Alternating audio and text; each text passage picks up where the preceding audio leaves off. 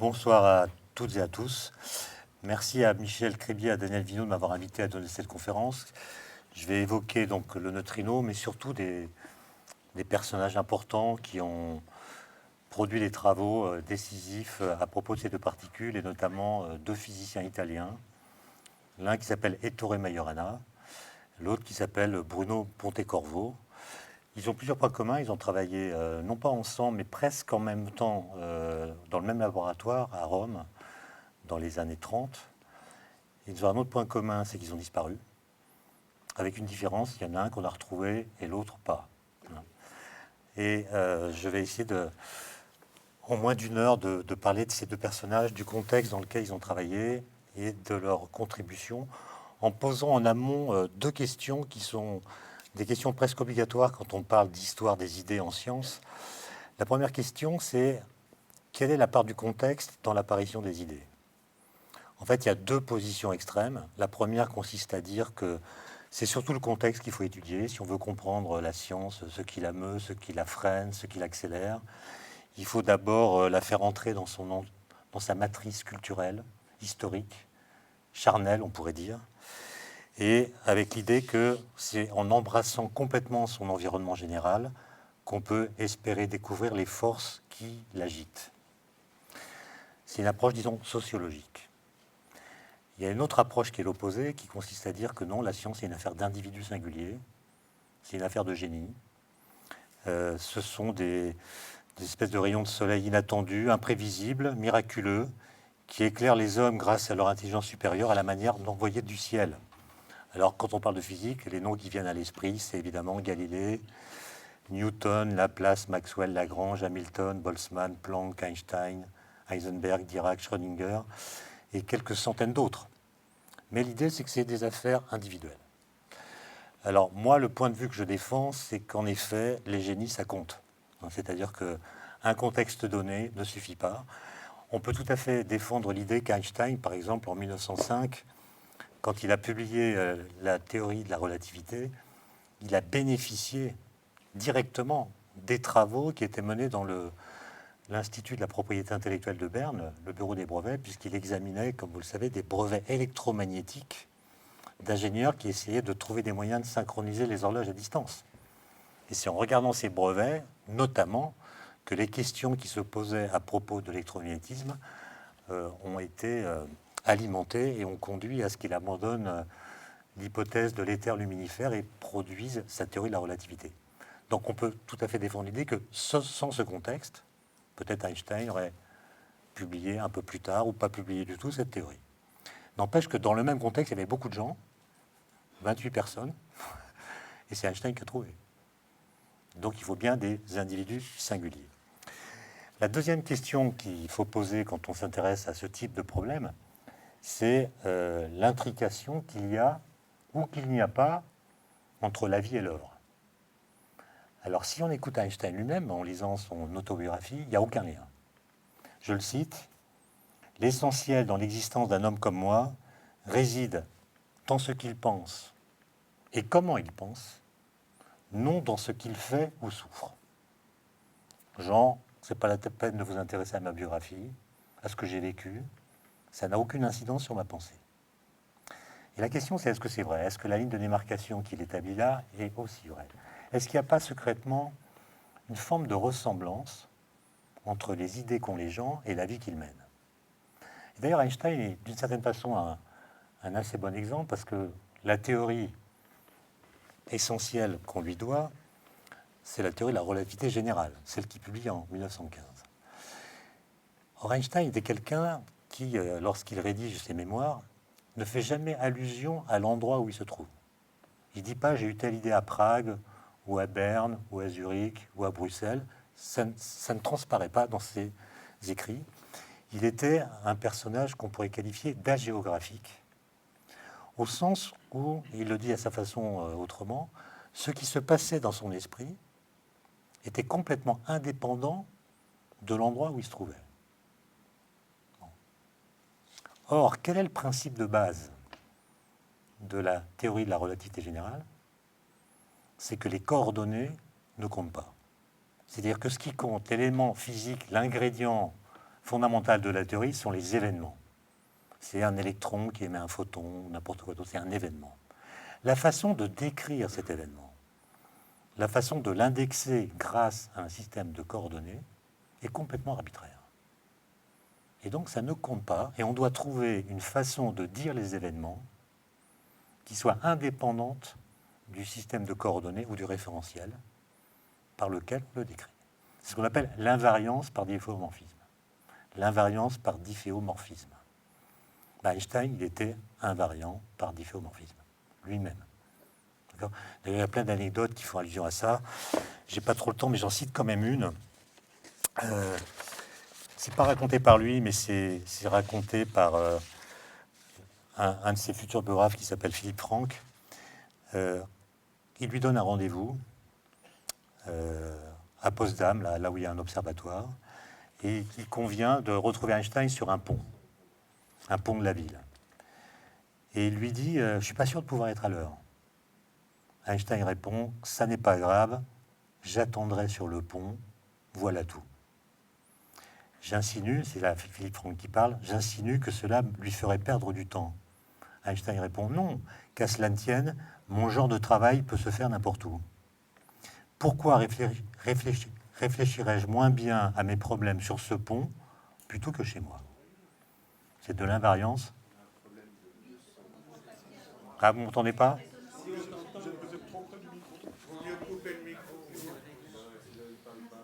Non, ben, j'ai pas de voix, j'ai pas de puissance. Ça va comme ça, là? Je recommence ou pas? Et d'ailleurs, sans vouloir trop tirer la ficelle, cette indifférence au contexte spatial n'a pas été sans incidence sur son rapport au temps, par une sorte de transformation de Lorentz psychologique. Einstein n'a jamais été vu pressé ou impatient. Donc cette même désinvolture à l'égard de l'espace, il l'avait aussi à l'égard du temps. Et alors, sans vouloir trop généraliser, quand on regarde les grands physiciens du XXe siècle, dont j'ai cité quelques noms tout à l'heure, on voit toujours une sorte de connexion entre ce qu'ils ont fait et ce qu'ils ont vécu. Vous avez peut-être lu un roman de Jérôme Ferrari qui s'appelle Le Principe, qui parle de Werner Heisenberg. Werner Heisenberg a mis sur pied, publié en 1927, un principe qu'on appelle le principe d'indétermination.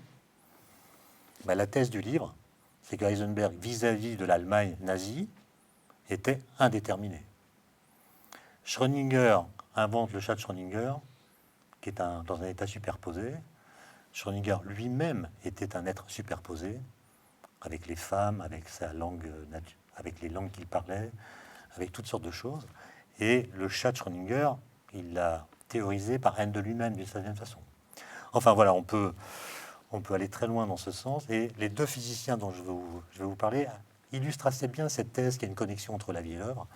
Majorana a inventé un concept de particules qu'on appelle les particules de Majorana. Moi, je pense qu'il était lui-même une particule de Majorana, c'est-à-dire la seule qu'on connaisse à ce jour. C'est-à-dire qu'il contenait sa propre négativité, il était sa propre antiparticule, et c'est peut-être pour ça qu'il a disparu. Quant à Pontecorvo, dont je parlerai aussi, il a inventé l'idée d'une oscillation possible entre les différentes espèces de neutrinos, et lui-même, il a oscillé parce qu'il a passé la moitié de sa vie à l'ouest plutôt, l'autre moitié à l'ouest, et j'expliquerai en quoi c'est connecté à ses travaux. Vous m'entendez ou pas? Bon. J'ai pas beaucoup de puissance vocale, je suis désolé, j'ai qu'une corde vocale. C'est une super corde, mais j'en ai qu'une. Voilà. Alors,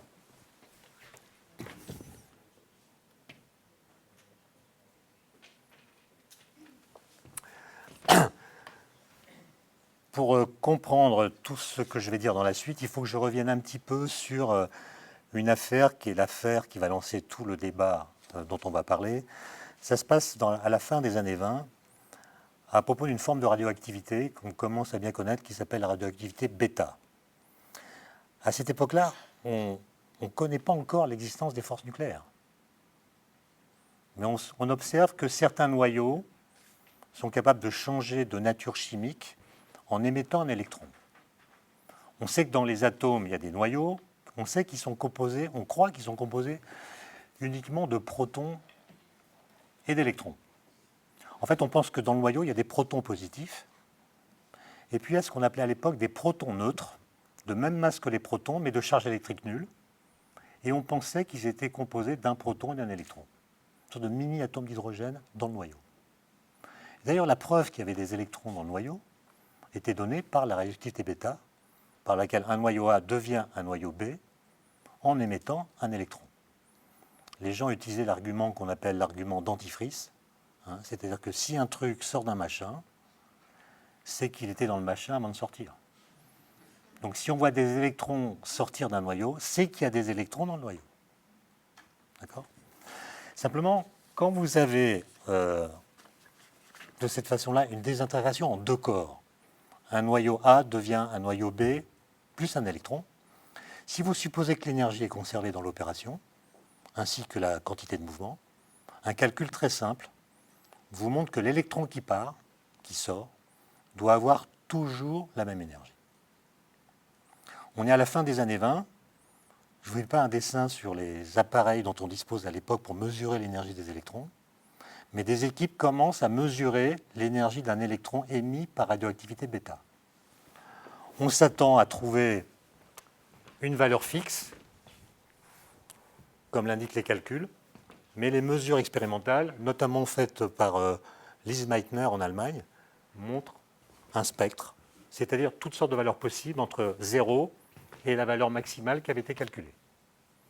Et donc il y a un désaccord entre le calcul, disons la théorie, et puis les mesures ou l'observation. Alors qu'est-ce qu'on fait quand il y a un désaccord entre la théorie et la mesure ? La bonne réponse, c'est on ne sait pas, parce que ça dépend. Quand on regarde l'histoire de la physique, et qu'il y a eu ce genre de crise, c'était vraiment une crise, hein. On a appelé ça le puzzle de la radioactivité bêta. Ça a suscité beaucoup de colloques, de discussions, ça a duré plusieurs années, et ça a été perçu comme une véritable crise. En fait, il y a deux solutions, à condition évidemment que vous soyez sûr que les mesures faites sont bonnes. Première solution, c'est celle qui vient immédiatement à l'esprit quand on est positiviste, c'est la solution législative. Vous allez dire, la théorie est démentie par les faits ont toujours raison, donc la théorie est fausse. Et vous allez devoir élaborer une nouvelle théorie pour tenir compte de ces faits qui démentissent la théorie précédente. Et cette position, elle a été adoptée à ce propos par la majorité des physiciens derrière Niels Bohr, qui était prix Nobel, prestigieux. Lui disait, ça prouve que la conservation de l'énergie n'est pas respectée au niveau des particules élémentaires. Elle est vérifiée de façon statistique, mais au cas par cas, elle ne l'est pas. Donc il était prêt à liquider la conservation de l'énergie au niveau microscopique pour tenir compte de cette nouvelle donnée. Il y a une autre solution possible qui est moins souvent pratiquée, même si aujourd'hui elle est plus à la mode, c'est ce qu'on appelle la solution ontologique. C'est-à-dire on dit non, la loi est toujours vraie, mais pour rendre compte d'un fait ou de mesure qui démente la loi, il faut imaginer qu'il y a dans le réel autre chose que ce qu'on y voit qui rétablit l'accord s'il existe. Donc on rajoute quelque chose au monde pour établir l'accord. Et il se trouve que celui qui va être le seul à proposer cette approche, c'est un physicien qui s'appelle Wolfgang Pauli, alors un génie pour le coup, qui a laissé son nom à beaucoup de choses, matrice de Pauli, principe de Pauli. Il a aussi laissé son nom à un effet qu'on appelle l'effet Pauli, par le fait qu'il était connu que lorsqu'il arrivait quelque part, près d'un laboratoire, même à distance, dans lequel se déroulaient les expériences, dès qu'il arrivait, tous les instruments se mettaient en rideau. D'accord ? Même quand il se contentait de passer en train dans la ville où se déroulait l'expérience. D'accord ? Et lui s'est intéressé à ce problème. Et il a écrit une lettre assez célèbre aux physiciens qui étaient réunis à Tübingen autour de Lise Meitner pour discuter de ce puzzle de la radioactivité bêta. À l'époque, il avait une crise existentielle assez grave. Et il buvait beaucoup, il se droguait. On l'a vu se battre dans des bars de Zurich. Sa femme l'avait quitté pour un chimiste. ce qui pour un physicien théoricien est une expérience douloureuse. Il a démarré une psychanalyse avec Jung, dans laquelle il parle de tout ça. Et il va écrire une lettre en état d'ébriété, manifestement, qui est celle-ci. J'en ai écrit là qu'un extrait. Chers messieurs et dames radioactifs, je vous prie d'écouter avec bienveillance le messager de cette lettre. Il vous dira que pour pallier la mauvaise statistique des noyaux d'azote et de lithium et la continuité du spectre bêta, ce que je viens de montrer, j'ai découvert un remède inespéré pour sauver la loi de conservation de l'énergie. Il s'agit de la possibilité d'existence dans les noyaux de particules neutres de spin et demi, obéissant au principe d'exclusion, dont il est l'auteur, mais différente des photons en ce qu'elles ne se déplacent pas à la vitesse de la lumière. Il termine en disant « Ainsi, cher peuple radioactif, examinez et jugez. Malheureusement, je ne pourrai pas être moi-même à Tübingen, ma présence étant indispensable ici pour un bal qui aura lieu dans la nuit du 6 au 7 décembre. » Et donc, l'idée de Pauli, c'est que quand un noyau A devient un noyau B avec émission d'un électron, il y a émission d'une troisième particule qu'on ne détecte pas, qui emporte l'énergie manquante. Et donc la loi de conservation de l'énergie continue de pouvoir s'appliquer à condition qu'on suppose qu'une troisième particule est émise. Un peu plus tard, on découvre le neutron et on comprend que la radioactivité bêta, c'est un neutron qui devient un proton avec émission d'un électron. Et on va comprendre dès 1932, grâce à Majorana dont je parlais tout à l'heure, qu'en fait l'électron qui est émis ne préexiste pas à son émission. C'est-à-dire qu'il n'est pas dans le noyau. C'est le fait qu'un neutron devienne un proton qui crée l'électron. Donc l'argument d'Antifrice avait trompé les physiciens pendant quelques dizaines d'années. Alors, la suite de l'histoire, je ne vais pas la raconter en détail parce qu'elle est un peu longue, mais je vais dire quand même quelques anecdotes intéressantes. Parce que l'hypothèse de Pauli n'a aucun succès. À l'époque, ce n'est pas du tout à la mode de prédire l'existence de nouvelles particules. Donc à ce colloque, tout le monde se moque de lui. Il va faire, un peu dépité, une tournée de conférences des grandes universités. Il va notamment à Pasadena, en Californie. Il évoque son idée d'une particule neutre. Il va à Ann Arbor, dans le Michigan. Et là, il va chuter dans un escalier, se casser l'épaule. Un jour qu'il est fin saoul. Et Arno Sommerfeld, un physicien allemand qui entend parler du fait que Pauli a eu un accident sévère, il a même été plâtré comme ça. Ce qui fait qu'après, quand il était en Italie, il a refusé de rencontrer Mussolini pour cette raison. Et Arno Sommerfeld a parlé d'un effet Pauli inverse. Alors c'est quoi l'effet Pauli inverse ? C'est que la réalité empirique, lassée d'être malmenée dès qu'apparaît ce théoricien, saisit la moindre occasion, par exemple une descente d'escalier, pour se venger. Bon, enfin, il y a beaucoup d'anecdotes assez drôles avec Pauli toujours, mais il finit par aller à Rome en octobre 1931, à l'occasion d'un colloque sur la physique nucléaire organisé par Fermi. C'est le premier colloque de l'histoire sur la physique nucléaire. Ils font le tour du lac de Côme à pied. Et pendant cette discussion, Fermi se convainc que l'hypothèse de Pauli est la bonne. Et il va donner un nom à cette particule, un nom italien, neutrino, qui veut dire le petit du neutron. C'est-à-dire qu'un neutrino est émis lorsqu'un neutron se désintègre pour donner un proton et un électron. Et il va assez rapidement fabriquer, si on peut dire, une nouvelle théorie, enfin une théorie de l'interaction nucléaire faible qui est responsable de ce processus, dans laquelle le neutrino, bien qu'il n'ait pas été détecté expérimentalement, va prendre toute sa part.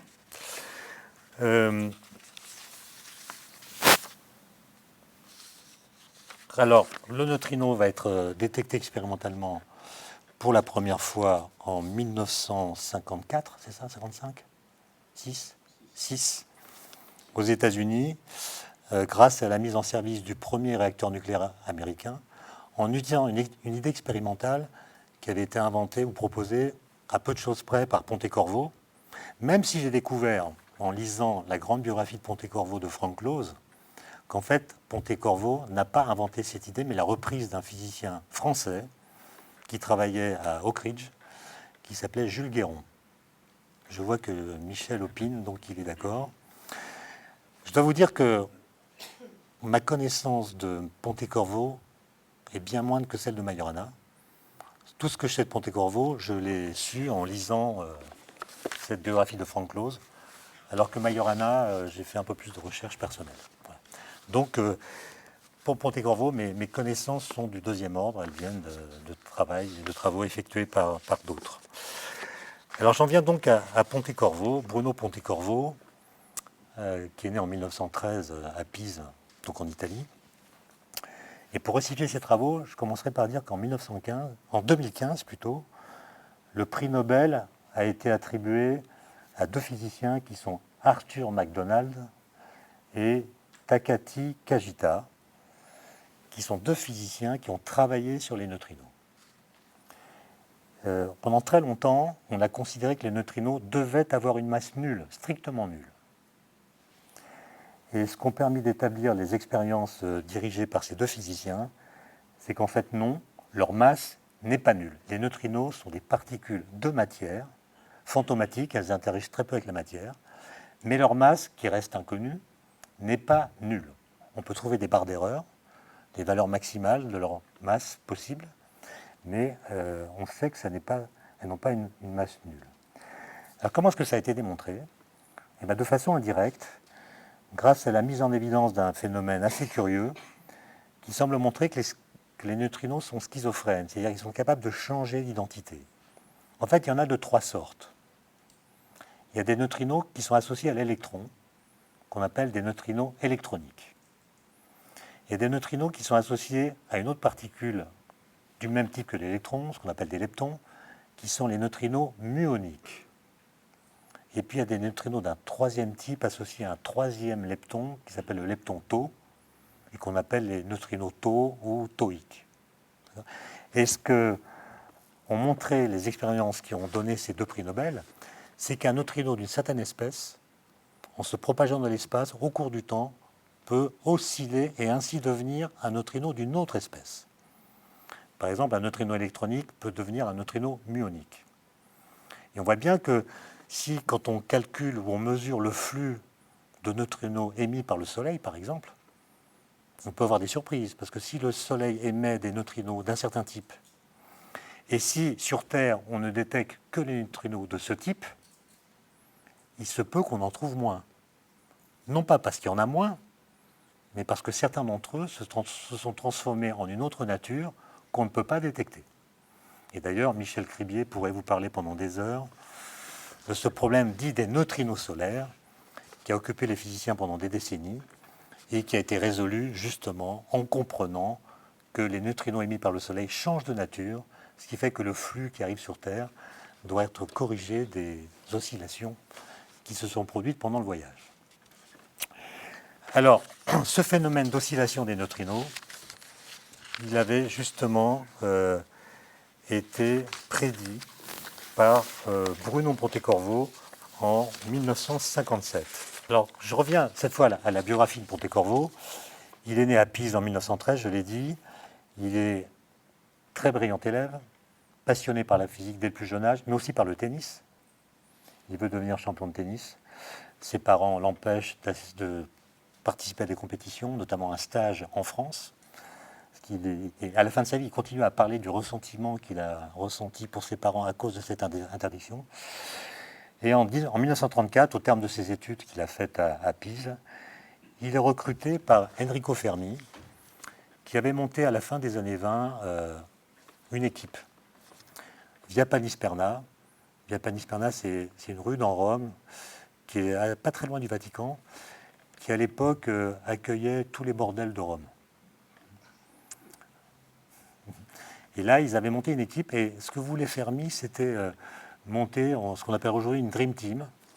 Ils voulaient des théoriciens, ils voulaient des expérimentateurs. Ils ne voulaient pas les meilleurs, mais ils voulaient des gens qui soient capables de vraiment travailler ensemble. Et donc, ils leur faisaient subir des tests théoriques, physiques, ils les emmenaient en montagne, les faisaient grimper sur des sommets, leur poser des questions de physique quand ils étaient dans des ponts raides. Bref, il voyait leur psychologie. Et Emilio Segré, par exemple, qui a été un des premiers à être recruté, a passé des tests pendant 6 mois avant d'être accepté par Fermi. C'était quand même un truc assez dur. Et cette équipe a commencé par travailler sur la physique atomique. Et puis quand le neutron a été découvert, ils ont décidé de basculer vers la physique nucléaire. Et Pontecorvo, lui, a été recruté en 1934, alors que cette équipe s'était complètement déjà consacrée à la physique nucléaire. Alors dans cette équipe, il y avait Majorana, dont je parlais tout à l'heure. Et Majorana a joué un rôle très important parce qu'en 1932, les Joliot-Curie à Paris font une expérience. En fait, ils reprennent une expérience qui a déjà été faite par des Allemands. Ils envoient des neutrons qui viennent d'être découverts sur de l'uranium. Ça produit un rayonnement qui avait été détecté par les Allemands sans qu'ils puissent déterminer sa nature.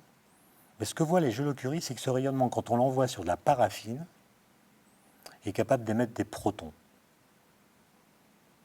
Et ça leur fait penser à l'effet photoélectrique. L'effet photoélectrique, on envoie de la lumière sur un métal, et l'énergie des photons est en partie transférée aux électrons qui se déplacent. Donc de la lumière envoyée sur un métal déplace les électrons. Mais ils se sont dit là, comme le proton qui est déplacé est beaucoup plus lourd que l'électron, c'est 2000 fois plus lourd, l'énergie des particules qui viennent le déplacer est bien plus importante. Donc ce rayonnement, c'est des photons gamma, donc des photons de très haute énergie. Et il publie un papier à l'Académie des sciences à Paris, le 18 janvier 1932, dans lequel ils expliquent ceci. On a découvert, le titre de leur article, c'est on a découvert un rayonnement gamma très pénétrant capable d'arracher des protons à de la paraffine. Cet article met 3 jours à arriver à Rome. Il est rédigé en français. Majorana, qui est dans la bibliothèque, le découvre, le lit, et plusieurs témoins, notamment Amaldi et Fermi lui-même, l'entendent dire Stronzi. Stronzi, ça veut dire en italien les crétins. Les crétins, ils ont découvert le neutron sans s'en rendre compte. Et donc Majorana a compris que les Joliot-Curie ont découvert le neutron, que ce rayonnement n'est pas fait de lumière, mais c'est des neutrons. Simplement, ils ne s'en sont pas rendus compte. Il vient expliquer ça à Fermi, qui évidemment est convaincu. Et simplement, c'est quelques semaines plus tard, Chadwick, un Anglais, qui va vraiment démontrer l'existence du neutron, découverte que les Joliot-Curie, d'une certaine façon, ont raté. Et dans la nuit qui va suivre, Majorana, dont je n'ai pas encore parlé vraiment, mais j'y reviendrai tout à l'heure, a fait un modèle de l'interaction nucléaire. Dans la nuit même, un modèle de l'interaction nucléaire, comme une force d'échange. Il présente ça à Fermi, qui lui dit, mais il faut absolument le publier, il faut que tu viennes le présenter à la conférence qui a lieu à Paris au mois de juillet. Au Majorana, j'y reviendrai, il ne veut pas publier, il trouve ça vulgaire. Et donc il refuse d'y aller, et il autorise simplement Fermi à présenter ses propres travaux à Paris, à condition de faire croire qu'ils ont été faits par un certain professeur, dont j'ai oublié le nom, professeur d'électronique ou d'électricité, que Majorana détestait. Et quand Fermi va à Paris présenter la théorie de Majorana, il s'aperçoit que Heisenberg, physicien allemand, a eu à peu près la même idée, en moins bien. Et quand il rentre à Rome, il dit à Majorana, tu aurais dû publier, Heisenberg va publier à ta place, etc. Et Majorana, bon, mais non, si Heisenberg a fait le travail, pourquoi est-ce que je publierais? Bon. Là, c'est un moment de l'histoire sur lequel je reviendrai, parce que ça va, pour la première fois de sa vie, Majorana va accepter de partir. Il va partir collaborer avec Heisenberg à Leipzig au mois de janvier 1933. Et ça va être une étape très, très marquante dans sa vie, j'y reviendrai. Maintenant, je retourne à Pontecorvo, donc on est en 1934.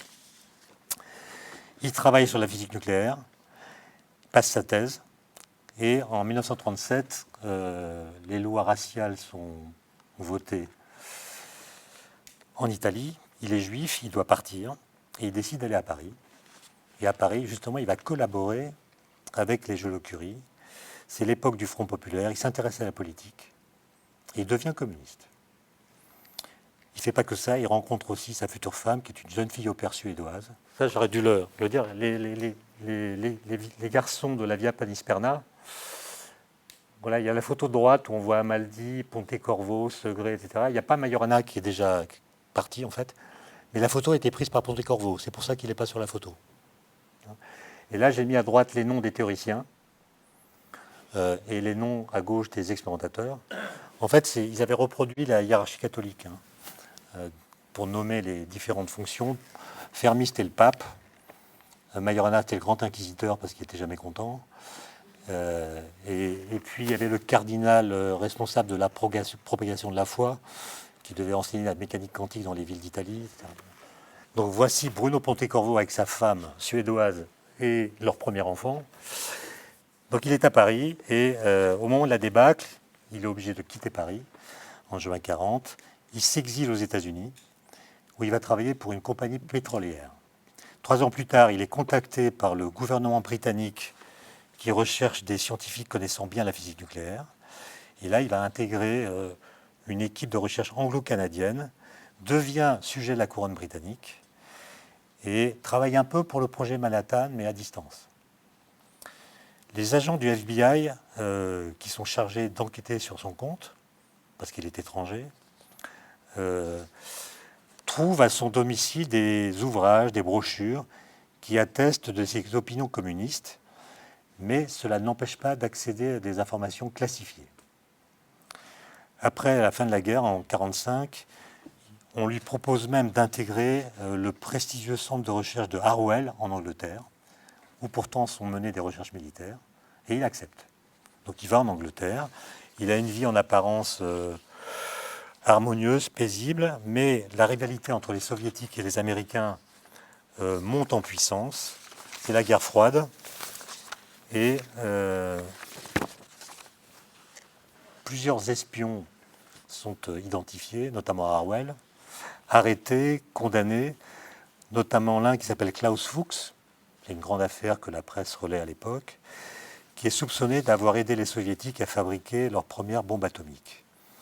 Et c'est au moment de l'arrestation de Fuchs que Pontecorvo, c'est en tout cas ce que dit Frank Close dans son livre, a commencé d'avoir peur. Et en octobre 1950, à l'occasion de vacances qu'il prend en Italie avec sa famille, il est exfiltré en Russie, en passant par la Suède, à l'issue d'un itinéraire absolument rocambolesque, panne de voiture simulée. Il devait retrouver des gens à l'hôtel du Terminus à Chamonix. Enfin, il y a toute une histoire sur laquelle je ne vais pas m'attarder parce qu'elle est très longue, mais vous la trouverez racontée en détail dans le livre de Frank Close. Et en fait, donc il part en Russie sans prévenir personne, même pas ses parents. Et pendant 10 ans, il est considéré comme disparu. Personne, en tout cas en Occident, ne sait dire où il est. Ce n'est que 10 ans plus tard qu'on apprit, à l'occasion d'une conférence de presse qu'il donnait en faveur de l'utilisation pacifique de l'atome, qu'il s'était installé à l'Est et travaillait dans le grand laboratoire soviétique de l'époque, à Doubna. Il y vivait comme dans une prison dorée, grand appartement, confort digne d'un apparatchik, mais interdiction de voyager, et toujours de gentils messieurs pour l'accompagner où qu'il aille. Et c'est dans ce contexte un peu particulier que Pontecorvo a effectué ses travaux prémonitoires sur l'oscillation des neutrinos, qui lui auraient sans doute valu le prix Nobel s'il les avait développés dans un cadre plus ouvert. Alors, Pontecorvo, c'est un monsieur qu'on appelle Monsieur Neutrino. Je pense que ça reste vrai aujourd'hui, Monsieur Neutrino. Et Frank Close, dans ce livre, a eu accès à des archives inédites et raconte cette histoire comme si c'était une affaire d'espionnage. Et la question de savoir, c'est est-ce que Pontecorvo a été ou non un espion? Et après son enquête, il ne répond pas, il dit on ne sait pas. Il rappelle que Pontecorvo a toujours nié avoir été un espion, mais aucune preuve ne permet d'affirmer qu'il l'a été, et aucun indice n'oblige à l'exclure. En la matière, la vérité demeure donc dans un état de superposition quantique. Il est revenu en Italie en 1991 pour rencontrer des collègues de Rome. Il avait déjà la maladie de Parkinson et il a donné une interview à un journaliste du journal The Independent. Et voilà ce qu'il dit. Le communisme était pour moi comme une religion révélée, avec ses mythes et ses rites qui lui servaient de socle. C'était absolument irrationnel. La répression de l'insurrection de Budapest en 1956 ne provoqua en moi aucun changement. Même la fuite d'Andreï Sakharov à l'Ouest ne me fit pas douter. Je l'ai toujours admiré en tant que scientifique, en tant qu'homme de grande intégrité. Cependant, selon moi, il était naïf. En réalité, c'est moi qui étais stupide. La vérité est que j'étais un crétin. Et à la même époque, son frère, qui s'appelle Giulio Pontecorvo, qui est un cinéaste, qui est le réalisateur de La bataille d'Alger, vous savez, ce film qui a été longtemps censuré en France, a dit des choses qui allaient dans le même sens. J'ai trouvé une interview de lui dans laquelle il dit ceci. Le cas de Bruno est finalement très simple. Un jour, il m'a dit « Oublie tous les mensonges qui ont circulé sur mon compte. Nous vivions une période de profond changement. Il y avait la foi en la possibilité de construire une nouvelle société. Cette croyance était irrationnelle, mais elle était pourtant promue par toute une génération d'hommes et de femmes, pour la plupart des intellectuels. » Fin de citation. Bruno, continue son frère, a religieusement cru en cette idée que le capitalisme équivaut à la guerre, aux crises récurrentes, au racisme. Il a été en somme comme les premiers chrétiens. Il a cru en quelque chose qui n'existe pas. Fin de citation. Donc il a une fin de vie assez triste, pleine de regrets sans doute. Et si le bouquin de Frank Close s'appelle Half-Life, c'est parce que Pontecorvo a passé exactement la moitié de sa vie à l'ouest et l'autre moitié à l'est. Et donc sa vie a été temporellement divisée en deux parties. Et après sa mort, qui est survenue le 22 septembre 1993, sa vie demeura tout aussi divisée, mais cette fois spatialement, parce que conformément à sa volonté, la moitié de ses cendres se trouve à Rome, et l'autre moitié à Dublin. D'accord ? Donc il a vraiment oscillé, comme les neutrinos, ainsi qu'il l'avait prédit. Alors maintenant, j'en viens à Majorana. Bon, Majorana, c'est une autre affaire, disons. C'est un nom déjà qui somme comme le surgissement d'une disparition. Majorana est né en 1906 à Catane et il a disparu dans des conditions mystérieuses en mars 1938. Et la plupart des livres qui lui sont consacrés parlent de sa disparition, qu'il a mise en scène, qu'il a orchestrée. Et aujourd'hui, personne ne sait dire vraiment ce qu'il est devenu, même si certaines hypothèses sont émises avec une fiabilité plus ou moins grande. Mais cette disparition a tendance à occulter les travaux qu'il a menés, qui sont un peu moins connus que le fait qu'il ait disparu. Il est issu d'une famille prestigieuse de Catane, dont la devise est « Les Majorana sont comme les pommes de terre, les meilleurs sont sous terre ». Oui, il a eu un grand-père ministre, son père était responsable des postes et télécommunications en Sicile, il a eu un oncle député, enfin il est issu d'une famille très éduquée, de formation très classique, il est le quatrième d'une famille de 5. Il est très doué, non pas à l'école parce qu'il n'y va pas, il est formé par ses parents, très doué en arithmétique, c'est un calculateur prodige, etc. Il fait des études à Rome, puis intègre l'université pour devenir ingénieur. Là, il se fait la réputation d'être, je cite, le grand consultant pour les problèmes difficiles. D'ailleurs, en cours, quand il cesse de prendre des notes, les autres élèves de la classe cessent de prendre des notes parce qu'ils savent que ça veut dire que le professeur va s'effondrer dans sa démonstration.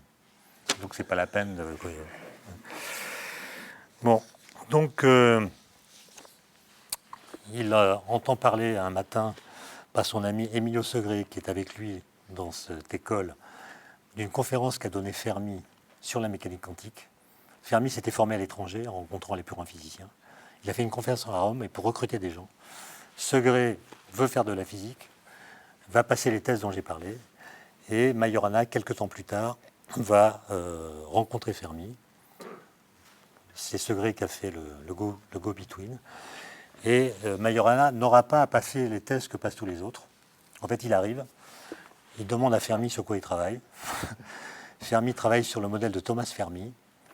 Il a une équation qui permet de calculer le niveau d'énergie d'électrons dans un atome à plusieurs électrons, disons. Il y a une équation différentielle. Et Fermi calcule les valeurs, les solutions de cette équation, pas à pas avec une machine électrique. Mais il n'a que quelques valeurs. Majorana voit ça, tourne les talons sans dire ses intentions, sans dire au revoir non plus, et revient le lendemain matin avec un tableau écrit sur un paquet de cigarettes. Il demande à Fermi de ressortir ses valeurs, et il vérifie que Fermi ne s'est pas trompé sur les quelques valeurs qu'il avait calculées, alors que lui a tout le spectre.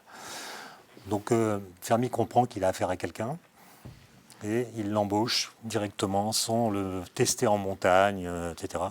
Ce qui est plutôt une bonne chose parce que Majorana fume comme un pompier et je pense qu'il avait un physique assez chétif, il n'aurait pas tenu le choc. Là, il va travailler en physique atomique. C'est avant 1932, donc on fait de la physique atomique.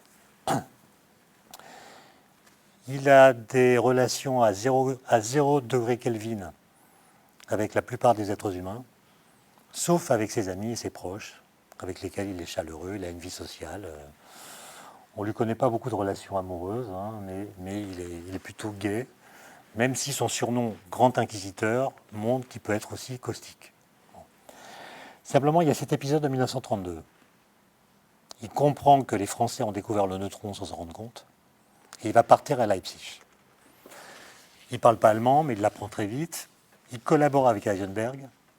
Ils écrivent ensemble la première théorie de l'interaction nucléaire en allemand. Et Majorana, comme tout Sicilien, écrit des lettres nombreuses à sa mère. Et tout a l'air d'aller bien. Simplement, janvier 1933, c'est le moment où Hitler accède au pouvoir. Donc il assiste à ça, il a des lettres un peu ambiguës. Bon. Et à partir du mois de mai, disons, il se passe quelque chose qu'on ressent dans sa correspondance. Les lettres sont moins fréquentes, moins enjouées. Il rentre à Rome au mois d'août. Et là, visiblement, c'est plus le même homme, quoi. Il est un peu cassé, il y a une fêlure qui s'est produite. Il va cesser, en gros, de fréquenter le laboratoire. Il va rester chez ses parents. Pendant longtemps, on a dit qu'il était dépressif, reclus, ne travaillait plus. En fait, il a écrit des milliers de pages de calcul.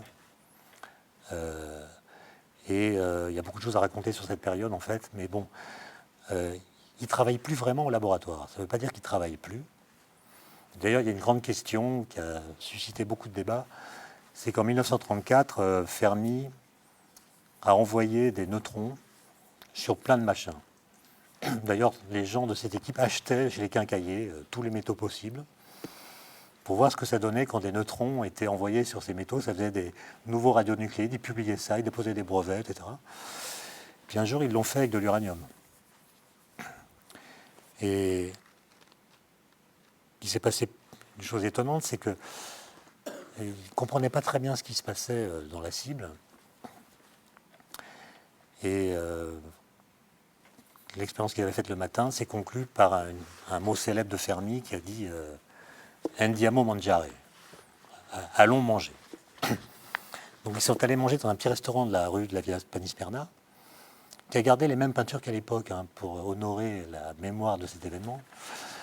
Et en rentrant de déjeuner, Fermi a accompli un geste en fait irrationnel, qu'il n'a jamais pu vraiment expliquer par la suite.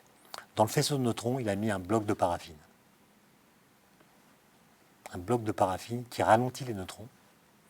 Et l'activité de la cible a été augmentée. C'est-à-dire que des neutrons lents, ralentis, sont d'une certaine façon plus efficaces que des neutrons rapides. Alors que l'intuition, c'est que plus ça cogne, plus ça produit d'effets. Non, des neutrons lents font plus d'effets que des neutrons rapides. Et puis, il s'est dit, mais finalement, les neutrons, là, ils sont capturés par l'uranium. Et donc, par radioactivité bêta, ces neutrons doivent devenir des protons. Dans l'uranium, il y a combien de protons? Il y en a 92. Mais s'il y a un neutron de plus dans le noyau qui devient un proton, ça fera 93. Et donc, il se convainc de façon plus ou moins sincère qu'il a produit le premier élément transuranien, l'élément 93. Corbino, qui est le patron du labo, Il dit il faut le baptiser. Il faut lui donner un nom. Parce que ça fait la une des journaux. Hein. Toute la presse en parle, aux États-Unis, etc. Les Italiens ont ont fabriqué le premier transuranien. Il faut le baptiser. Et le patron du labo, qui veut se faire bien voir des autorités, a la bonne idée de le baptiser Mussolinium. Mais alors Mussolini, Fermi est embêté, donc il trouve un argument, il dit mais patron, la durée de vie de cet élément est très très courte. Ça pourrait vexer le Duce. Donc il s'est appelé l'élément 93. Et là il s'est passé un truc qui n'a jamais été vraiment éclairci, c'est qu'il publie ça, et au mois de mars 1934, arrive au laboratoire une lettre écrite par une chimiste allemande qui s'appelle Ida Noddack, qui est la Marie Curie allemande. Hein. Elle a découvert l'uranium, l'élément 75, et elle écrit une lettre à Fermi en lui disant « Mais est-ce que vous êtes bien sûr de vos analyses chimiques de la cible ?» Parce qu'ils avaient regardé que dans la cible, il n'y avait pas des éléments proches de l'uranium. Mais elle dit « Il faudrait regarder tout le tableau de Mendeleïev. Peut-être que l'uranium, il s'est fragmenté. Peut-être qu'il s'est coupé en deux. Et s'il s'est coupé en deux, alors les éléments chimiques qu'on trouve dans la cible doivent être beaucoup plus légers que l'uranium. Est-ce que vous avez regardé ça? En fait, ils ont sans doute lu la lettre et ils se sont dit elle est chimiste, elle n'a qu'à faire les mesures elle-même. D'accord? Mais ils n'ont pas retenu cette possibilité. Et quand Fermi va s'exiler aux États-Unis, il va se présenter au service d'immigration en disant « Je suis l'homme qui a raté la découverte de la fission ». En fait, ils n'ont pas du tout fait l'élément 93, ils ont fait de la fission de l'uranium. Mais sans s'en rendre compte. Sans s'en rendre compte. Heureusement d'ailleurs, parce que s'il y avait de la fission découverte en 1934 officiellement, il y aurait eu des bombes en 1939. Hein, ça aurait peut-être bardé. Alors, il y a l'hypothèse que Majorana, qui suivait de loin tout ça, puisqu'il n'allait plus au laboratoire, aurait eu la même intuition qu'à propos du neutron. Et que lui aurait compris la fission, qu'il s'était produit de la fission, et que c'est pour ça qu'il a choisi de disparaître un peu plus tard. Bon, moi je ne crois pas du tout à cette hypothèse, mais elle a été défendue par Sciascia et d'autres qui ont écrit sur Majorana. Toujours est-il que en 1937, je vais aller vite là, en 1937, il faut le sortir de ce marasme psychique dans lequel il est, et Segré a l'idée de créer un poste à l'université de Palerme, poste de professeur de physique théorique, avec l'idée que Majorana pourrait être un bon candidat. Pour ça, il faut qu'il publie. Or, Majorana n'aime pas publier. Il faut qu'il se fasse un dossier. Et là, il va sortir un papier qu'il a ébauché en 1933, qui s'intitule « Théorie symétrique de l'électron et du positron ». Et ce papier, c'est une sorte de chef-d'œuvre absolument incroyable, qui n'est pas vraiment compris par le jury. Il est trop en avance. Mais le jury comprend qu'ils n'ont pas affaire à n'importe qui. Il faut donner le poste de professeur à Palerme à un autre physicien du groupe qui s'appelle Vic. Et ils vont créer un poste spécialement pour Majorana à Naples. Et en janvier 1938, à Naples, Majorana s'installe, va donner des cours à l'Institut de physique. Ils vont donner quelques-uns. Et au mois de mars, il disparaît. Il l'annonce. Il dit qu'il va prendre le bateau de Naples pour Palerme. Il prend ce bateau. On a l'impression en lisant ce qu'il écrit qu'il va se jeter à la mer, mais en fait il arrive à Palerme. À Palerme, il écrit un télégramme pour dire qu'en fait il va rentrer, puis on ne l'a jamais revu. Et c'est de là qu'est né tout le mythe de la disparition. J'en parlerai si vous me posez des questions, mais je ne veux pas me lancer là-dedans, c'est une trop grande affaire. Le point important, c'est que, à propos du neutrino et de Majorana, je vais finir là-dessus, ce qui s'est passé, c'est la chose suivante, c'est que à la fin des années 20, qui sont des années miraculeuses en physique, les gens se posaient la question de savoir quelle est la bonne équation pour décrire la dynamique des particules élémentaires qui vont très vite. Celles qu'on trouve par exemple dans le rayonnement cosmique. C'est des particules, donc il faut les décrire par la physique quantique. Elles vont très vite, donc il faut les décrire par la relativité. Donc pour les décrire, il faut une théorie qui soit quantique et relativiste. Relativiste au sens de la relativité restreinte. Il y a un physicien britannique qui s'appelle Dirac, il y en a d'autres qui travaillent là-dessus, mais lui il va trouver une équation, l'équation de Dirac, qui publie en 1928, qui semble être à la fois quantique et relativiste, et il l'a construite à partir d'arguments esthétiques. C'est-à-dire qu'il y a une équation qui soit très symétrique, qui résiste à des changements de point de vue, qui fasse que les objets qu'elle décrit ne soient pas une nature non modifiée quand on fait une certaine opération dans l'espace, etc. Mais il découvre que cette équation a une propriété bizarre, c'est qu'elle admet des solutions d'énergie négative. Alors, une particule d'énergie négative, ça veut dire qu'elle a une masse négative. Ça veut dire que si une force s'exerce sur elle, eh ben, son accélération va être dans le sens contraire de la force, un peu comme un âne, ce qui est une chose qu'on n'a jamais vue. Donc il y a toutes sortes de débats, etc. Et en 1930, Dirac après avoir fait une sorte de dépression, tellement il a été critiqué par ses collègues d'avoir osé inventer des particules d'énergie négative, on change d'interprétation en disant, finalement, une particule d'énergie négative, c'est une particule qui mathématiquement remonte le sens d'écoulement du temps, mais en fait, elle correspond à une antiparticule qui suit le cours normal du temps. Donc, il prédit l'existence des antiparticules.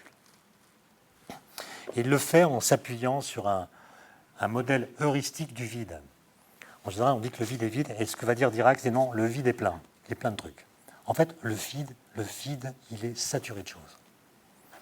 Le vide, c'est des états d'énergie négative qui sont tous occupés par un électron. D'accord ? C'est une mer, on appelle ça la mer de Dirac, c'est complètement inobservable. Sauf que si vous donnez de l'énergie à l'un de ces électrons, il va pouvoir sortir de sa case, acquérir une énergie positive et se manifester comme électron. Mais il aura laissé un trou dans le vide, et ce trou, ça sera l'équivalent d'un anti-électron, c'est-à-dire d'un positron. En fait, le vide pour Dirac, c'est l'équivalent d'un parking souterrain. Vous prenez un parking souterrain, il y a des voitures, toutes les places sont occupées. Mais il se peut qu'une voiture sorte. Il faut qu'elle dépense une certaine énergie pour sortir, elle sort, ça crée une place vide, une sorte d'antiplace, et donc vous ne pouvez pas faire apparaître une voiture sans créer un trou. Les deux arrivent ensemble. Comment est-ce que Dirac a eu cette idée ? Alors, à la fin de sa vie, il a donné une clé, qui est une histoire que lui racontait sa mère quand il était enfant. On lui demandait, mais comment est-ce que vous avez l'idée qu'on ne peut pas créer une particule sans créer en même temps son antiparticule ? Il raconte l'histoire que lui a racontée sa mère, celle d'un prêtre irlandais qui est affecté à une nouvelle paroisse et qui veut faire la connaissance des paroissiens. Donc tous les soirs, il frappe à une ferme pour se présenter et faire connaissance. Un jour, une femme lui ouvre la porte et le fait entrer dans une grande salle où il y a beaucoup d'enfants. Et le prêtre remarque assez vite que ces enfants sont tous appariés. Il n'y a que des jumeaux. En fait, il y a 5 paires de jumeaux.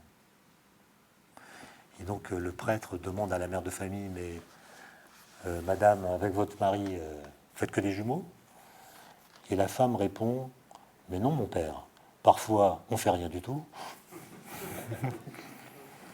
Donc Dirac dit que c'est ça qu'il a... Bon, bref. Toujours est-il que quelques mois plus tard, un physicien américain qui n'a jamais entendu parler de Dirac, jamais entendu parler du positron, découvre dans le rayonnement cosmique une particule positive, plus légère que le proton. Et on finit par découvrir cette particule, c'est le positron, c'est-à-dire l'antiparticule de l'électron, prédite par Dirac. Donc entre la prédiction et la détection, il s'est passé un temps très court, sans que les deux soient reliés, puisque Anderson, dans son discours Nobel, dira « Moi, j'avais jamais entendu parler de Dirac. » Bref. C'est là que Majorana intervient. Parce que Majorana dit « La mère de Dirac, là, ces énergies négatives, j'y crois pas.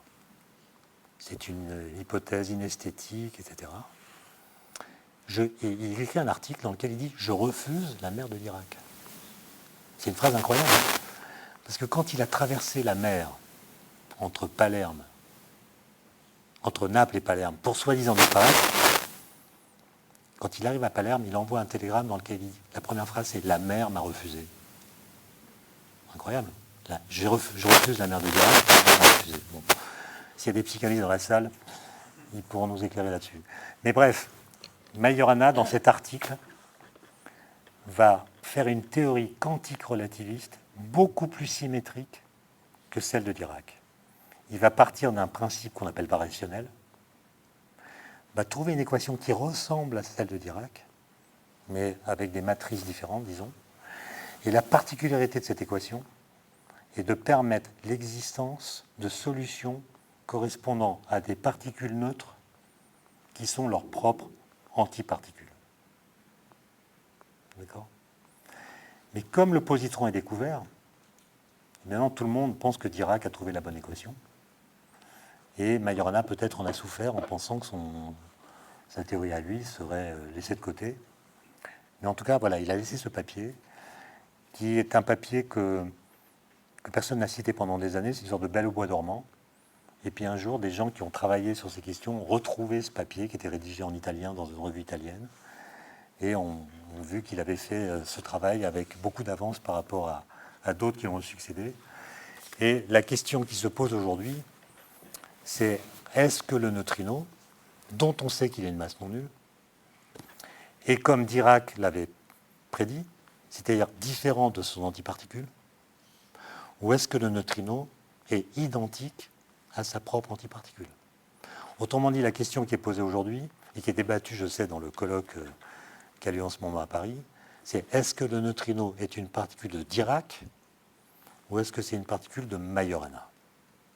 Alors pour le savoir, et je terminerai là-dessus, il y a un phénomène qui est aujourd'hui bien connu, qui se produit pour un certain nombre d'isotopes, qui est la double désintégration bêta avec émission de neutrinos.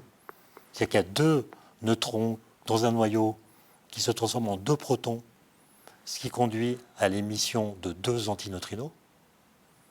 Mais vous voyez que si le neutrino est sa propre antiparticule, ces deux antineutrinos peuvent s'annihiler mutuellement, de sorte qu'on a une double désintégration bêta sans émission de neutrinos. Et c'est ce phénomène-là qui est cherché, et s'il était détecté, il serait la preuve que les neutrinos sont de Majorana, ce qui changerait des choses dans ce qu'on appelle le modèle standard de la physique des particules. Voilà ce que je voulais vous dire sur Pontecorvo et Majorana, unis par leur travail sur les neutrinos.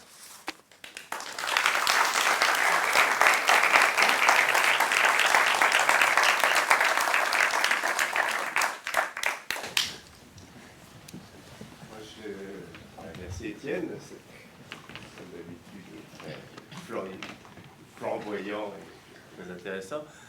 Je sais pas, je pense qu'on peut avoir quelques questions dans la salle. Quel est votre avis alors, sur cette question? Je ne sais pas, Michel, c'est quoi les dernières données? On n'a toujours pas vu ce Non, phénomène. on n'a toujours pas vu ça. Il y a de nombreuses expériences qui parlent là pour essayer de trouver ce genre de choses. Bon, c'est des expériences. Non, il n'y a aucun résultat positif. Donc pour le moment, on peut absolument pas trancher. Bon, faut voir que c'est un type de désintégration, déjà celle qui existe en mettant des neutrinos extrêmement rares, ce qui veut dire qu'il faut rassembler des kilos et même des centaines de kilos de ces éléments eux-mêmes relativement rares, simplement quelques isotopes. Et il y a eu maintenant une bonne trentaine ou une bonne cinquantaine d'expériences. Maintenant, il y a des expériences qui se montent en utilisant beaucoup, par exemple, du xénon 136, qui est un des isotopes du xénon. Déjà, le xénon, c'est un des gaz rares les plus rares. Il faut l'enrichir et il faut en mettre à peu près une centaine de kilos dans des vecteurs ultrasensibles. Et il y a plusieurs expériences qui sont en train de se monter là-dessus. Et pour le moment, tout ce qu'on observe, c'est des spectres qui montrent cette désintégration double bêta avec deux neutrinos, mais qui est donc de la physique nucléaire, je dirais, complètement standard. Il n'y a pas de trace. Il y a une autre chose dont je n'ai pas parlé, mais qui, il y a quelques années, m'avait fasciné, c'est que Majorana a peut-être résolu des problèmes qui ne se posaient pas à l'époque où il a travaillé. Vous avez entendu parler du problème de la matière noire. Quand on regarde la dynamique des galaxies, on voit qu'elle obéit aux lois de la gravitation à condition de supposer que la masse agissante est plus élevée que la masse visible. Et donc on pense qu'il y a une matière noire constituée de particules différentes de celles que nous connaissons, qui agit gravitationnellement sur les galaxies. De quoi est faite cette matière? Il y a plein d'hypothèses, mais s'il existe des particules qui sont leurs propres antiparticules, les travaux de Majorana pourraient nous aider. Par exemple, pour aller au-delà du modèle standard, il y a des gens qui ont proposé il y a très longtemps une hypothèse, une théorie qui s'appelle la supersymétrie. La supersymétrie, c'est l'idée qu'à toute particule de matière, on peut associer une particule d'interaction. À toute particule de spin demi-entier, on peut associer une particule de spin entier. Alors, par exemple, prenons le photon. Le photon, c'est une particule d'interaction qui est sa propre antiparticule. Ce n'est pas une particule de matière, c'est une particule d'interaction qui est sa propre antiparticule. La supersymétrie lui associe un partenaire supersymétrique de spin et demi qu'on appelle le photino. Mais puisque le photon est sa propre antiparticule, le photino, particule de matière, doit lui aussi être sa propre antiparticule. Or, si cette particule de matière est sa propre antiparticule, c'est que c'est une particule de Majorana. Et donc, voilà. Sauf que la supersymétrie, au dernier Nobel, est en mauvaise santé. Donc peut-être que c'est pas la solution.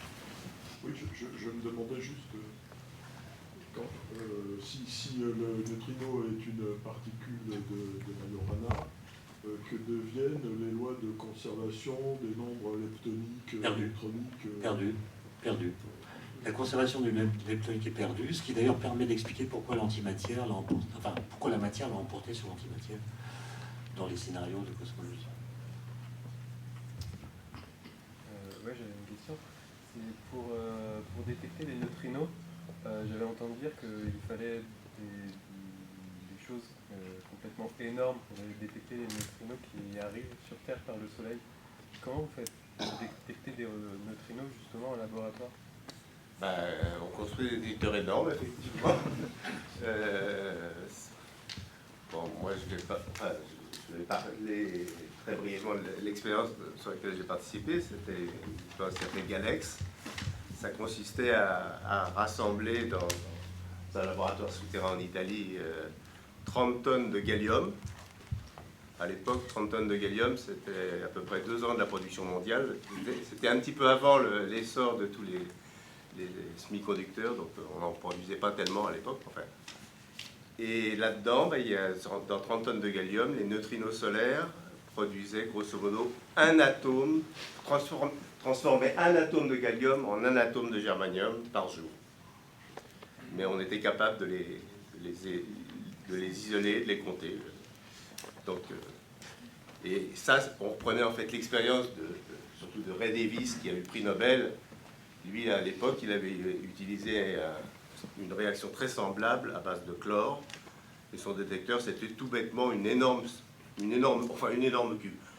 cuve un peu moins grande que cette salle, remplie de tétrachloroéthylène. C'est le liquide qu'on utilisait du temps où on ne faisait pas des nettoyages écologiques dans les pressings. Parce qu'il y avait beaucoup, c'était un truc très bon marché qui était produit en grande quantité. Mais il faut dire et là aussi, c'était au niveau de... C'était un neutrino qui transformait un atome de chlore en un atome d'argon tous les 3 jours. Mais avec des flux importants. Les flux sont importants. Ah oui, les flux sont importants. Le Soleil, là, vous êtes bombardé par 65 milliards de centimètres par centimètre carré par seconde de neutrinos solaires, jour et nuit. Hein. Donc, c'est ça.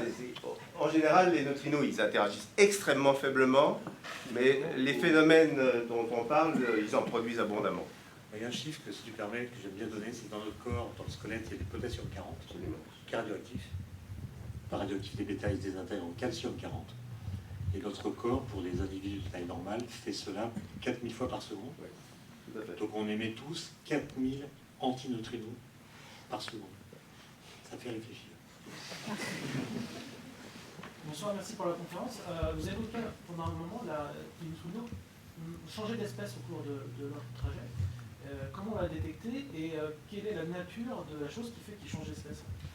Voilà, c'est Michel qui l'a détecté. Non, c'est pas Michel qui l'a... Non, enfin, c'est toi qui fais la conférence. Mais... Non, mais justement, ces expériences... je prends l'exemple des expériences sur les neutrinos solaires. Les premiers résultats qui ont été trouvés, c'était que par rapport à ce qui était prévu de la manière dont fonctionnait le Soleil, on n'en trouvait qu'un tiers. Et il y a eu d'autres expériences après, au Japon, la nôtre, Kamioka au Japon, Galex en Europe, qui effectivement, à chaque fois, systématiquement, trouvaient nettement moins, mais pas 10%, un tiers, la moitié. Et parallèlement, il y a d'autres neutrinos qui ont été étudiés par d'autres expériences, qui étaient tous les neutrinos qui proviennent du rayonnement cosmique. On est bombardé, la Terre est bombardée par du rayonnement cosmique qui produit des éléments radioactifs, enfin des particules radioactives, des pi, des kaons qui se désintègrent en neutrinos et qui aussi sont détectés dans des détecteurs souterrains. Et là, c'est une manip au Japon qui a compté les neutrinos, qui a observé que les neutrinos qui tombaient comme ça, du haut, et puis les neutrinos qui avaient traversé la Terre, eh ben, ils n'étaient pas du tout dans le même nombre, enfin, ça ne collait pas. Il manquait beaucoup de neutrinos remontants. Et ça a été la preuve, et surtout, il est, enfin, je passe sur les détails, mais ça collait complètement avec ce phénomène d'oscillation d'une espèce dans l'autre, parce qu'à nouveau, comme l'a dit Étienne, souvent ces détecteurs, on est capable là de savoir si c'est un neutrino d'une certaine saveur, d'une certaine espèce, ou en fait, c'est les deux expériences dont on parle, là, c'est ça qui, à la fin, a montré que les neutrinos oscillaient d'une espèce dans l'autre. Et les deux prix Nobel, donc Art McDonald et Kajita au Japon, ont été récompensés pour ça, parce que ces deux expériences, l'une avec les neutrinos venant du Soleil, l'autre avec les neutrinos atmosphériques, ont convaincu tout le monde que c'était vraiment le phénomène d'oscillation qui était le responsable de ce qu'on croyait au début des déficits. Mais on ne connaît pas la nature de ce qui fait qu'ils changent d'état. Si, c'est la mécanique quantique, ça. S'ils ont des masses différentes, ils doivent osciller. En fait, s'il y avait une masse nulle, le fait qu'ils soient de Dirac ou de Majorana n'aurait aucune importance, ça serait équivalent. Mais le fait qu'ils aient une masse non nulle, ce qui a été découvert récemment, fait que la question de savoir s'ils sont de Dirac ou de Majorana se pose vraiment. Et cette oscillation, elle est induite par le fait que les masses sont différentes. Est-ce que la découverte de neutrinos, qui ne change pas, est-ce que ça aurait un impact sur tout ce que les connaissances, c'est-à-dire les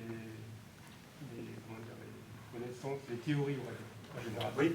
Ben, dans le modèle standard tel qu'on l'enseigne aujourd'hui, les neutrinos sont décrits comme de Dirac. Donc s'ils étaient de Majorana, il faudrait changer des choses. En même temps, s'ils sont de Majorana, il y a des questions qui trouvent des réponses plus élégantes. Par exemple, on comprend mieux pourquoi les neutrinos ont une masse aussi faible par rapport aux autres particules. Je l'ai dit tout à l'heure, on comprend mieux aussi pourquoi la matière l'a emporté sur l'antimatière.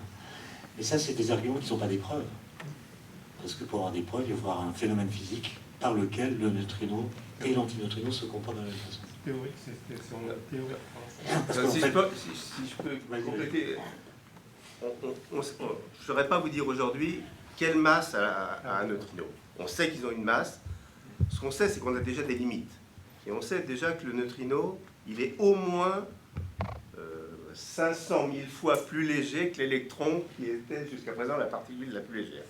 Et rien que ça, c'est déjà quelque chose qui cadre mal avec, disons, le modèle standard de la physique des particules actuelle. Donc, une question de masse. Après, et donc, parmi les hypothèses qui permettraient d'expliquer des masses aussi différentes, aussi petites pour les neutrinos, c'est des théories qui, au contraire, sont des théories qu'on appelle grandes unifiées, c'est-à-dire que c'est des théories qui commencent à unifier l'ensemble des interactions fortes, faibles, électromagnétiques, pas encore la gravitation, mais... Bon. Tu me corriges si je me trompe, mais je crois que le neutrino, c'est la particule qui a le plus de prix Nobel. Il y en a eu... 5, 4 5 au moins. Il y a Anderson.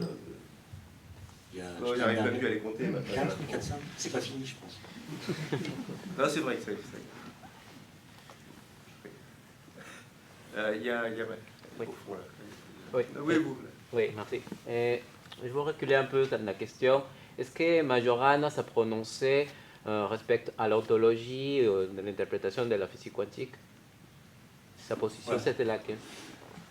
Ah, mais il y en a, c'est intéressé aux interprétations, mais il a disparu en 31. 31, c'est une période... Non, 38, pardon. Il s'est plutôt intéressé... Il a par exemple prononcé une leçon inaugurale à Naples, dans laquelle il explique quelle est la bonne façon d'enseigner la mécanique quantique. Il dit soit on passe par l'histoire, mais il y a beaucoup de méandres, soit on passe par les concepts, mais c'est pas accessible, donc il faut jouer un peu avec les deux. Alors je crois... Moi, je connais pas de texte où il se prononce vraiment sur les interprétations. En revanche, il a écrit un article avec Gentile, l'un de ses amis, qui est paru après sa disparition, sur l'application des sciences physiques aux sciences sociales. C'est un texte assez incroyable dans lequel il montre que la mécanique quantique pourrait enrichir la façon de comprendre les interactions entre individus dans une société, et que l'indéterminisme quantique permettrait de donner un écho au libre arbitre qu'ont les individus et non pas les atomes. C'est un texte assez incroyable. Hein.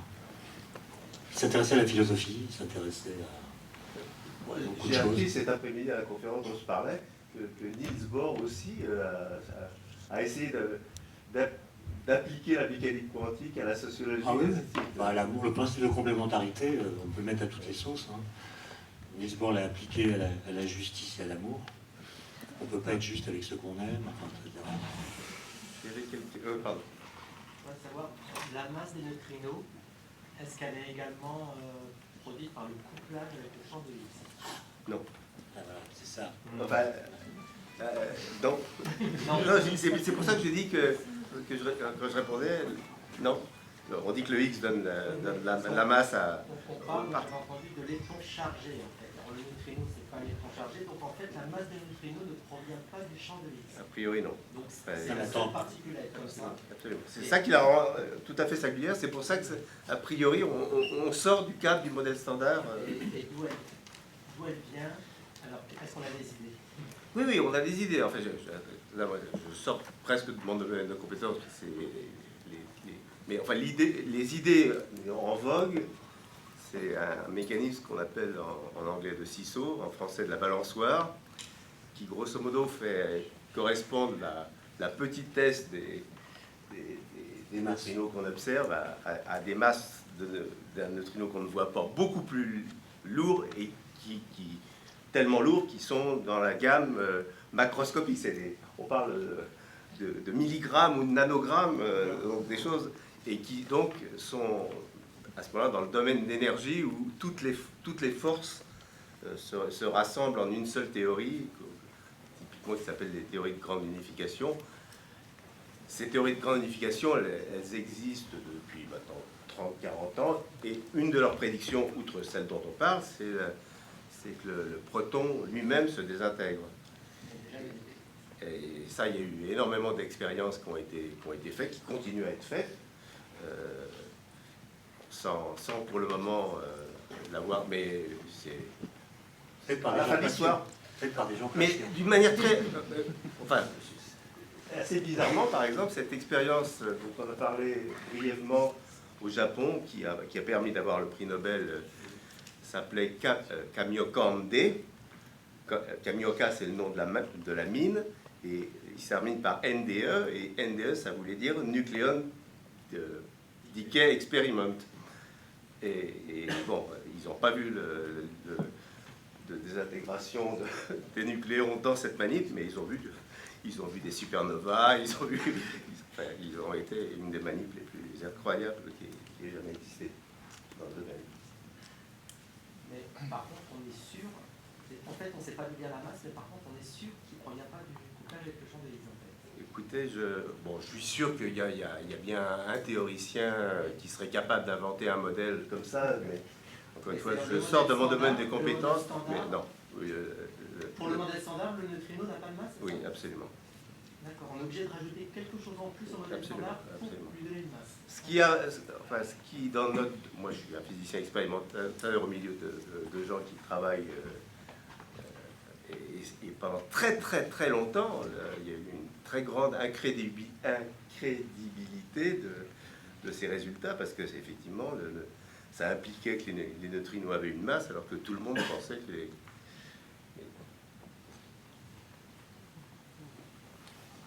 Bon, il y a... Bruno Pontecorvo a proposé de détecter les neutrinos avec du chlore. Est-ce qu'on sait pour quelle raison il n'a pas tenté l'expérience lui-même? Alors, justement, cette idée, elle a été proposée avant lui par, je l'ai dit, Jules Guiron et un Anglais qui s'appelle Price, avec un Y. Pourquoi il n'a pas fait l'expérience? Je ne sais pas si à Doudna, il avait les moyens de faire des expériences. Il était embauché vraiment comme théoricien, alors que quand il était en Italie et même à Harwell, il avait une activité d'expérimentateur aussi. Et à Doudna, il faisait des calculs. Et le soir, un officier venait prendre ses papiers, les mettait dans un coffre-fort et lui rendait le lendemain matin. Donc je ne crois pas qu'il ait eu la possibilité de faire des expériences. Est-ce qu'il avait une formation d'expérimentateur? Ah ouais, ouais.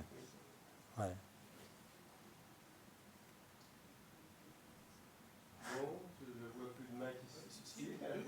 Excusez-moi, est-ce que vous pouvez en revenir? J'avais cru entendre, est-ce que c'était bien les neutrinos qui avaient été détectés avant une supernova? Oui, 87. Et c'était ça on avait eu un doute sur la vitesse de la lumière? Ah non, c'est une autre chose, ça. Non, 87, il y a une supernova. Et quand une supernova, les neutrinos qui sont émis par les réactions nucléaires ne sont pas freinés par la matière pour les raisons qu'on a dites. Et donc, ils arrivent avant les photons, qui, eux, ont un petit parcours dans l'étoile qui fait qu'ils arrivent avec un peu de retard. Maintenant, l'autre chose, c'était en 2013. 2013, le CERN à Genève envoie des neutrinos dans le laboratoire dont Michel a parlé, qui était à 700 km en Italie, dans le Grand Sasso, pour faire des expériences d'oscillation et autre chose d'ailleurs. Et dans cette montagne, il y a une grande caverne qui a été creusée pour se protéger du rayonnement cosmique. Et on détectait là, dans une expérience qui s'appelle Opéra, les neutrinos qui viennent du CERN. Et un résultat semblait montrer que les neutrinos allaient plus vite que la lumière entre Genève et le Grand Sasso. Et je me souviens très bien que la rumeur courait au CERN, et puis finalement, ils ont fait une conférence de presse pour expliquer ce problème en disant on ne comprend pas. Et la ministre italienne de l'époque, de la recherche, qui avait été choisie par Berlusconi selon des critères berlusconiens, a publié un communiqué dans lequel elle félicitait les ingénieurs italiens qui avaient percé pour 20 millions d'euros un tunnel de 700 km en Italie. Elle pensait qu'il y avait un tunnel dans lequel passaient les neutrinos. Bon. Et en fait, mais ce qui est intéressant, c'est que pendant 6 mois, la question a été posée et il y a eu des centaines de papiers rédigés par les théoriciens expliquant pourquoi c'était possible, en fait, ou pas possible, selon tel ou tel modèle, jusqu'à ce qu'on se rende compte que c'était une erreur de mesure à cause d'une horloge atomique défaillante. Et puis On a un câble mal branché. Oui, il y avait deux causes. Il y avait deux causes, un câble mal branché et puis une horloge atomique. Il y en a qui ont perdu leur job. Ah non, même pas. Même pas. Non. Même pas. Non, même pas. Non, moi je trouve que les gens ont fait leur travail, tous. Non. Une erreur est humaine. C'est un autre débat. Écoutez, je pense qu'il ne reste plus qu'à remercier Étienne.